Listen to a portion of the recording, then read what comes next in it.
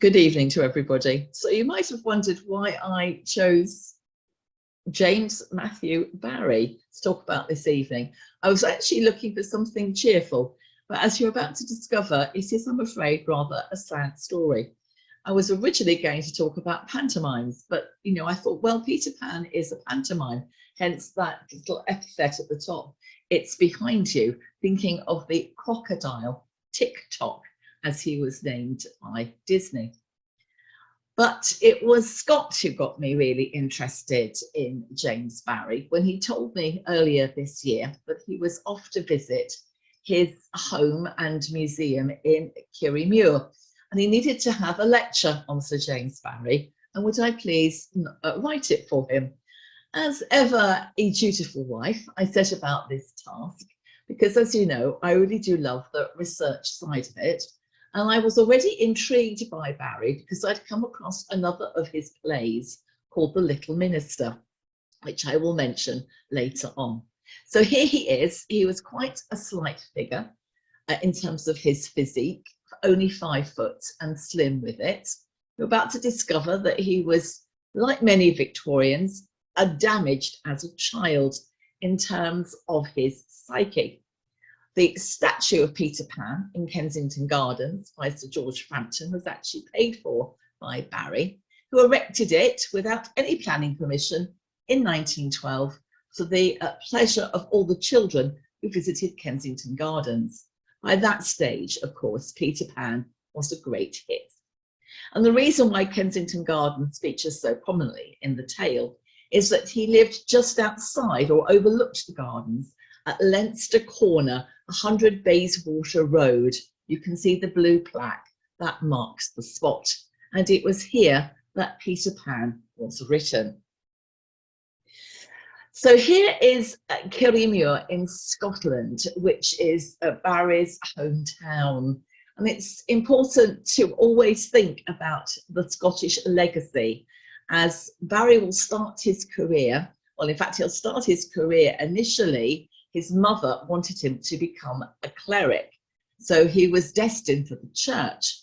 But his passion was writing, initially journalism, then he will turn to short stories, then we will have a series of novels, and Peter Pan doesn't come along until 1904 and is initially a play before being turned into a novel of sorts, primarily, I think, for adults to read to children, in 1911. So this is the wee red tune. It'll be drums in his famous play, The Little Minister. And in fact, when you're looking at sources for Barrie's literary masterpieces, they are nearly to all be found in his Scottish origins and are very autobiographical. Down at the bottom, we have the old townhouse, which is probably the lockup as well, and inevitably another commemorative statue of Peter Pan. So he was born in the wee red tune in May 1860. He's not entirely impoverished. He comes from an artisan family. His father ran a weaving workshop. Here it is, it's tiny, and has been turned into a house museum memorializing Barrie and his works. So the family lived upstairs in 2 rooms with the father's weaving workshop down below. There was a wash house out in the yard, which we believe became Barrie's first theatre. And they even have inspired the concept of the Wendy House in Peter Pan. The main thing is that from a very early age, he was interested in writing and the theatre. So it's the tiny little white house that you see at the top. An original photograph of how it looked in the 19th century with the Barrie family outside. The lower one shows one of the bedrooms that has been reconstructed, and the top one shows Barrie's study, now full of memorabilia. He was a prolific letter writer. His mother shapes him in terms of his character, and there is a tragedy in his life very early on, when his elder brother David dies in a skating accident, aged only 13. So he becomes, as his mother says, eternally young. And this may be the ultimate origin for Peter Pan, a boy who never grows up. Clearly, his mother was really devastated by the death of David, and the young Barrie tries to fill in for that loss, even going so far as to wearing his dead brother's clothes. And you can imagine that he tried himself never to grow up in order to keep his mother happy. And his mother had a very clear idea of what she wanted him to do, and that was to enter the church. So initially, Barrie goes to a grammar school, then he graduates to Edinburgh, where he is training to be a cleric. And that will also account for why we have The Little Minister, his first important stage production. So you can find an autobiographical element in many of Barrie's works. He was, as you can see, the 9th child of 10 to be born to David Barrie and Margaret Ogilvy. And I'm showing you again the Frampton sculpture because it really sort of encapsulates the elfin-like stature of Peter Pan, this little fairy at his feet. So David is likely to be the ultimate origins of Peter Pan, the boy who died barely 13. In terms of his romantic life, Barrie appears to have been emotionally stunted. All of his biographers agree that he suffered from impotency, and his marriage to the beautiful actress Mary Ansell appears to have been never consummated, and there were certainly no children. She nursed him back to health after a serious illness, and he fretted about whether to marry her or not. They will later be embroiled in a quite scandalous divorce, of course, brought about by his involvement with the Llewelyn Davies family. She will insist upon a divorce and will eventually marry Gilbert Canna, who was himself an important novelist and dramatist. She will become a part of the Bloomsbury Circle, which accounts for this rather a charming portrait of Gilbert Canna with his 2 dogs by Mark Gertler, who I want you to notice in terms of the dogs is the black and white one, as when the divorce happened, Mary took the dog with her.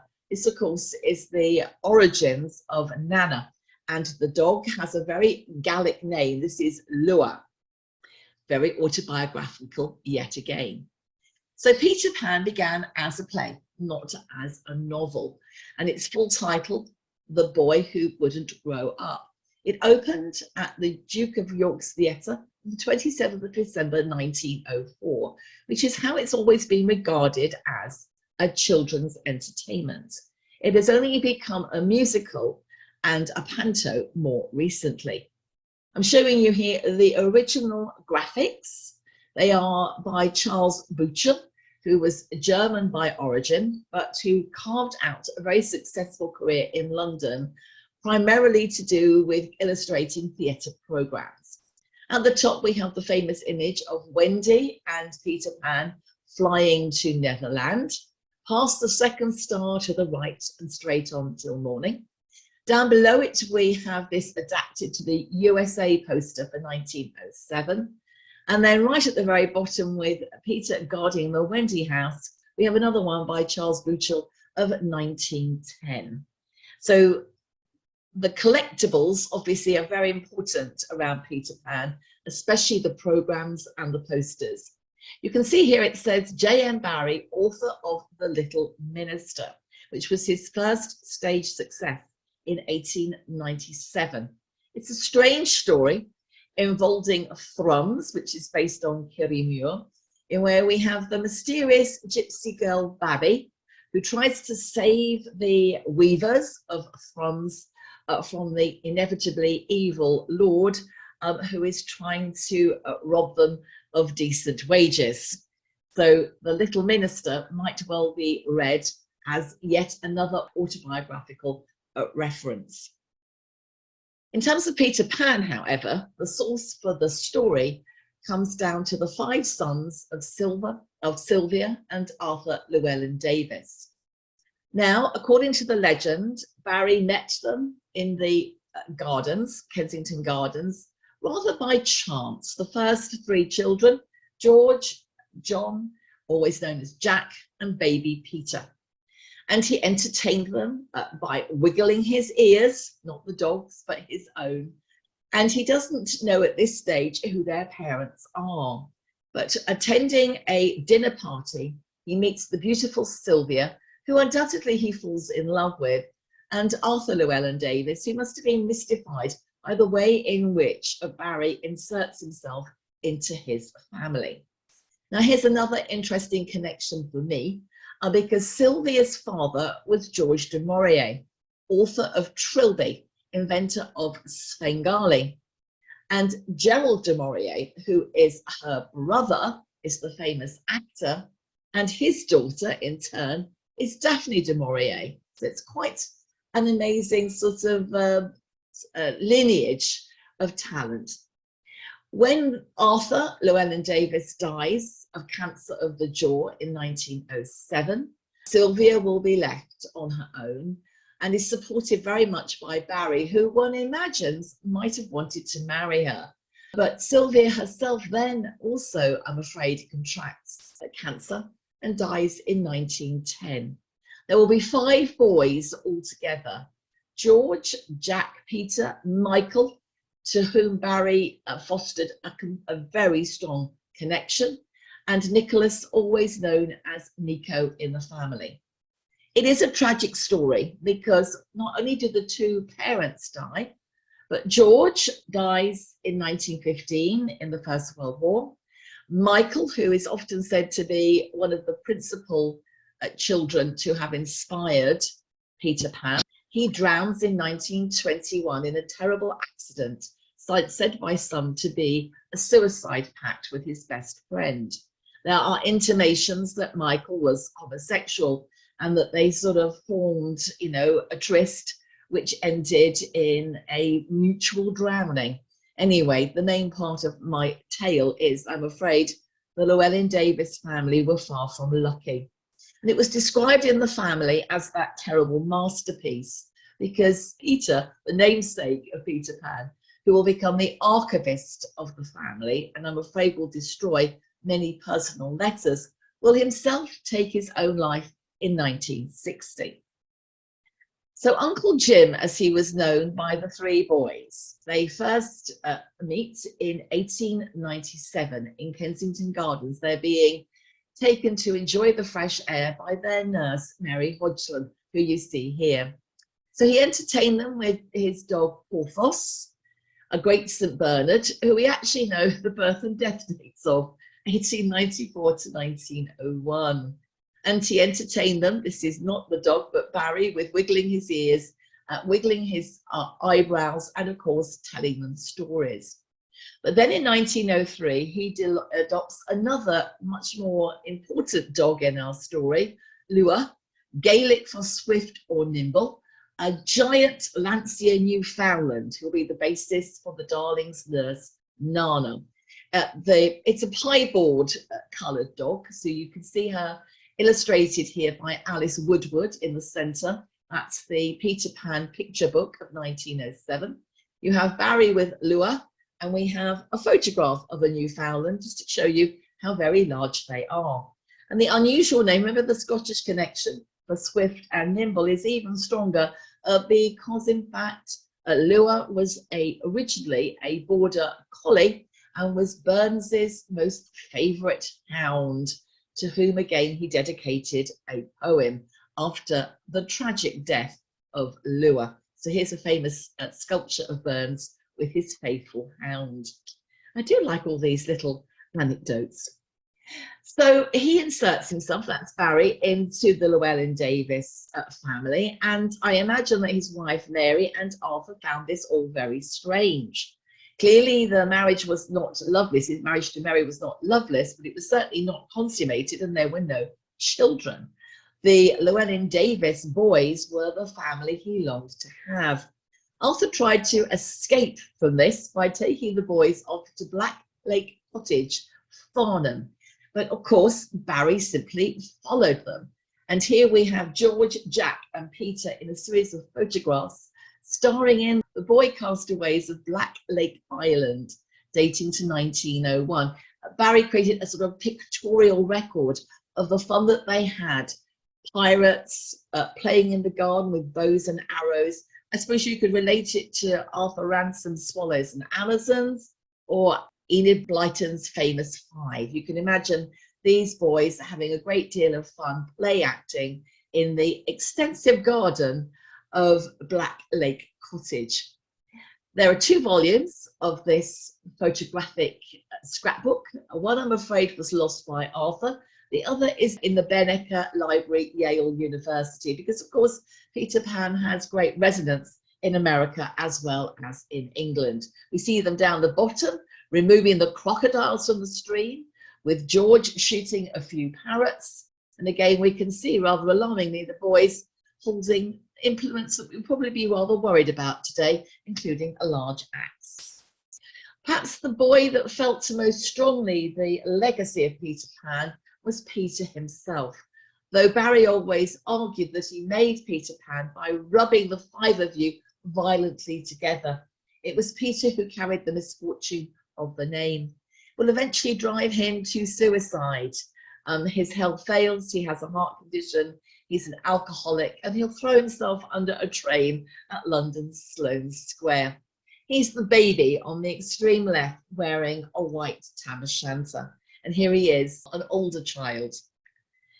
However, I think it was Michael who really took Barrie's greatest affection. You see him here. This is Michael Llewelyn Davies, age 6, dressed as Peter Pan, photographed at Rustington, which is just down the coast from here, the other side of Chichester. Dates to 1906, so Peter Pan is first performed in 1904. Many feel that he is the real Peter Pan, though again his end is tragedy, remembering that he drowns at the tender age of 21. Barrie paid for him to go to Eton and then up to Oxford. He was destined for a glittering career, but obviously something went terribly wrong. In the image down the bottom, we see Barrie playing with Michael, and he's assumed there the role of Captain Hook. Nico, who was the youngest son, always maintained that there was nothing untoward, that one doesn't have to imagine that Barrie was some sort of child predator. He appears, this is Barrie, to have never grown up himself, largely due to the death of his brother David. And this is again the statue by Frampton, because you can see it was modelled very clearly on the photographs of Michael dressed as Peter Pan taken in 1906. So the first production is under the auspices of Charles Frohman, an interesting character who was an important impresario on both sides of the Atlantic. He's American by birth, but will have a house in Marlow where you will find a memorial to him, because sadly he died on the Lusitania in 1915. He had, I understand, some sort of prosthetic leg, so could not leap into the lifeboat. So he stood and waited for the ship to go down. Very famously said the last lines of Peter Pan, that death would be a great adventure. So it opens at the Duke of York's Theatre under the auspices of Charles Frohman, the 27th of December 1904. You can see in all of these, it says at the top, author of The Little Minister, just to remind you of how important that was, a landmark in his career as a playwright. And in between The Little Minister, another play that you might be very familiar with, The Admirable Crichton. In my posters here, by Charles Buchel, we have The Fight with the Pirates, we have Peter Pan playing his pan pipes outside the Wendy house, and again a version of Peter Pan flying with Wendy. And remember that his name is very much related to Greek mythology, the Pan element, hence the pan pipes. And as a character, Peter is complex. On the one hand, he steals the children away. On another, he rescues them from the pirates. He's not an entirely good character. He's mischievous, like the original Greek Pan. He was played initially by a principal boy, another link, of course, to panto. The reason for this was that children were not allowed to perform on stage after the watershed of 9 o'clock. So it's much easier to get a principal boy to play him than a child. So Nina Boudico is the first Peter Pan. You see her here in the title role 1904. But it was Maud Adams that really made the role famous. She took it on Broadway, where Peter Pan opened in January 1905. So almost simultaneously on both sides of the Atlantic. Tinkerbell at this stage was nothing more of a dot of light that raced across the stage. Of course, the Tinkerbell that we know is courtesy of Disney. And it was Hilda Trevelyan who played the part of Wendy. This, of course, is where we get the Wendy house. The name is not a typical Victorian one at all. It might come from Gwendolyn, but it might also relate to one of Barrie's nicknames. He had another young child who he was attached to, who could not pronounce things quite correctly and referred to Barrie as her friendy Wendy, which may be the origins of the name Wendy, which will also be attached to the Wendy house, which, as you well know, is often the name given to the playhouses used by children. Hilda really becomes linked to the part as she played it over 1,000 times, not just in London, of course, but across the provinces, because Peter Pan was restaged just about every Christmas. Now, the dog also was never played by a real dog. It was played by Arthur Lupino, who was a well-known impersonator who went to study Llewelyn's activities, her habits, like pawing the ground, so that to make her as realistic as possible, as close to the original dog. So here is Arthur Lupino as Nana, with Dorothea Baird as Mrs. Darling, and Arthur Lupino as Nana, appearing with Sir Gerald du Maurier, who takes the lead role of Mr. Darling and Captain Hook. Daphne du Maurier wrote a memorial of her father. It's one of the most important insights that we have into this particularly famous actor. He evidently terrified children playing the role of Captain Hook and was quite as stern as you can see Mr. Darling here telling of Nana the dog. You can see him here in the guise of Hook fighting the boys, the lost boys, as Captain Hook, and then down the bottom again as Mr. Darling, but now reunited with the family at the end of the tale. The costumes for the original production of 1904 were by William Nicholson, whose son is better known, the famous artist Ben Nicholson. And Daphne du Maurier records in her memoir how he was hated with his flourish, his poses, and his dreaded diabolical smile. Yes, Captain Hook, Gerald du Maurier. Inevitably, lots of memorabilia spins off of Peter Pan right from the very beginning. So these are by John Hassell, very well-known book illustrator, producing here a series of 6 nursery prints which were sold through Liberties. We see Wendy waking up and Peter coming through the window. Here's a close-up, in fact, showing you, again, all the sort of childlike paraphernalia. You can see here a sword and a gun, so it's to remind you that a lot of what was going on in Barrie's mind was this reenactment of the life that he had enjoyed with the boys in Farnham. And another spin-off, playing card, so a type of snap. I do like the fact that John always wears a top hat. I'm very fond of the crocodile. We have the mermaids, and of course we have Captain Hook. However, the literary origins of Peter Pan can be traced back to an adult novel of 1902. A novel within a novel is often how it's described, a book within a book. The Little White Bird has a section which is all about the Peter Pan story. This will eventually be published in its own right in 1906, following the success of the play. And its new title was Peter Pan in Kensington Gardens. And it was illustrated by Arthur Rackham. In this tale, Peter is not a child, but a baby.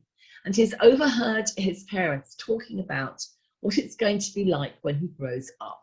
And he doesn't fancy the idea of becoming an adult, becoming a bank clerk or any other mundane job.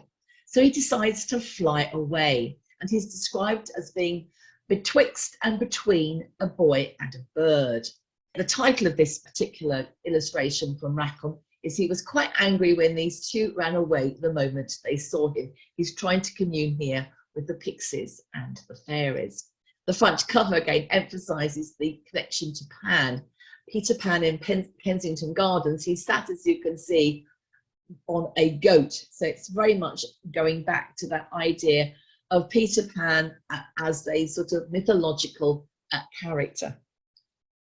Away he flew right over the houses to the garden. Now, the idea of the garden really is that it's closed. So all of the fairies and the pixies come out when the garden is closed at night. It has a secret life.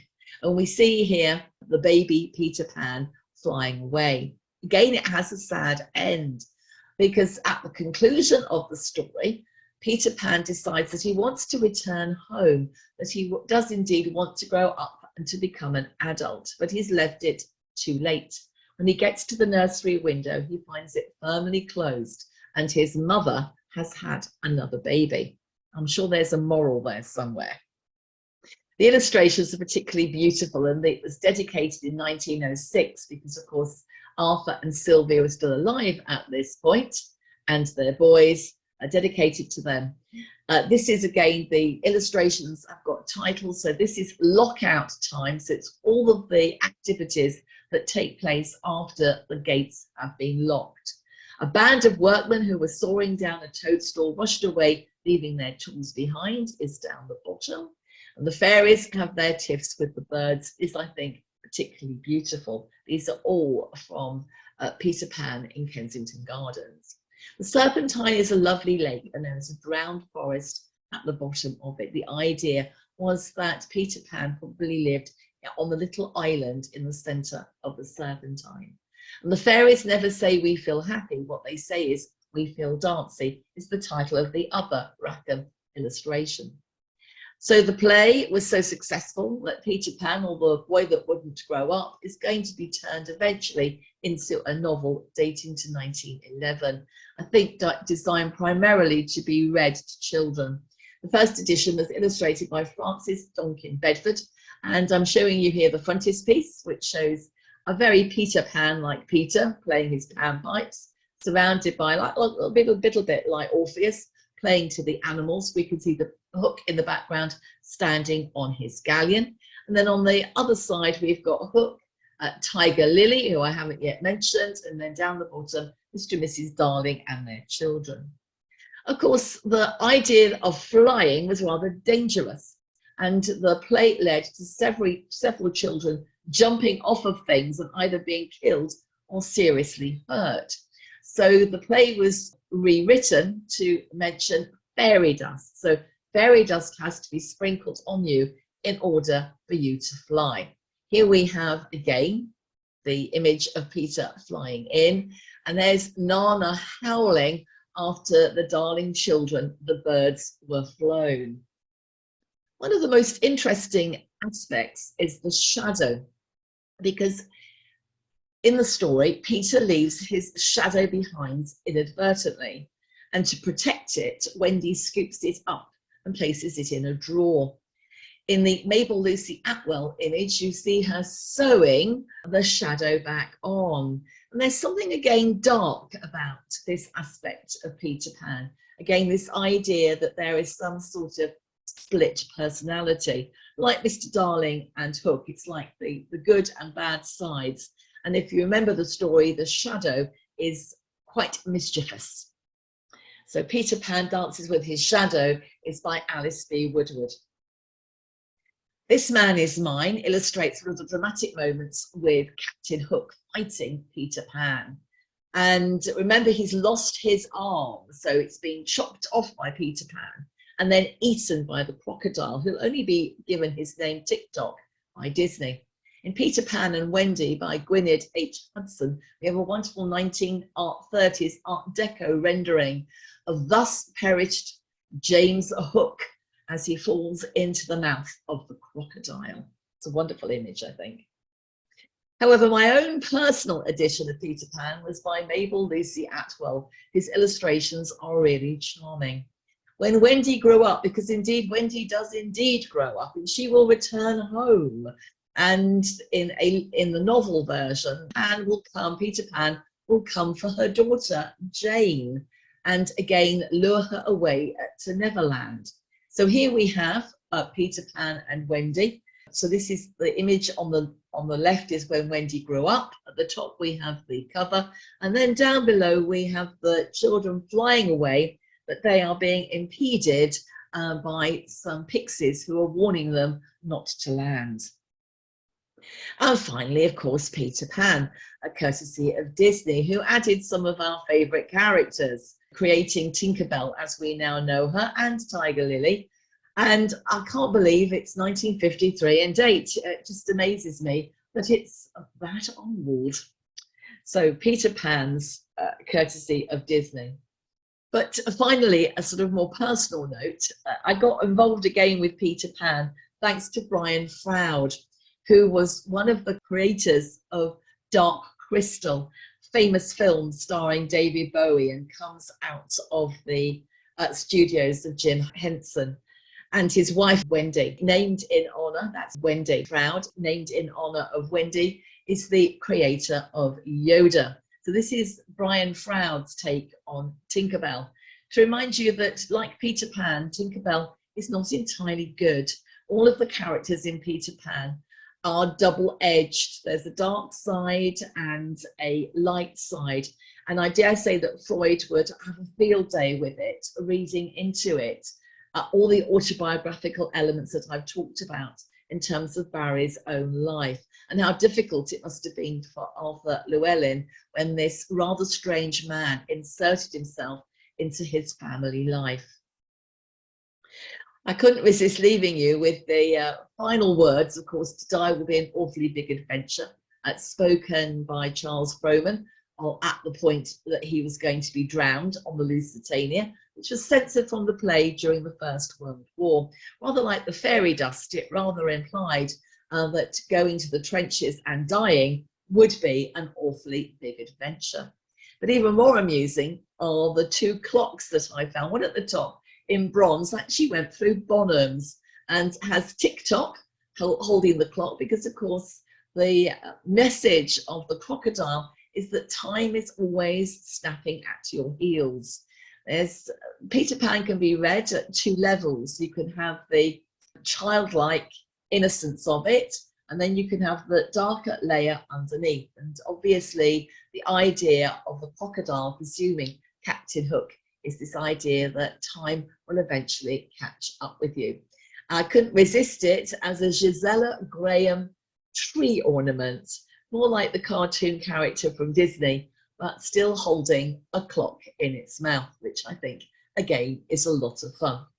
And as you know, I always run slightly over, so it's nice to have tick-tock to remind me that my time is up. So just to remind you of me, so my email at the top, remember to always check out my website. I'm always putting up new blogs. I will be over Christmas. I've got a new blog on my adventures in Helsinki, looking at Finnish Art Nouveau. I've updated my Valencia pages to add new buildings. And over Christmas, we also hope to be adding some more free to view videos on our, because we do it together, Art and Design History channel. So do please stay in touch even over the Christmas period. And I hope to come back in January to do more on Art Nouveau. To make us all warm, I'm hoping to do 3 lectures on Barcelona. But bye for now.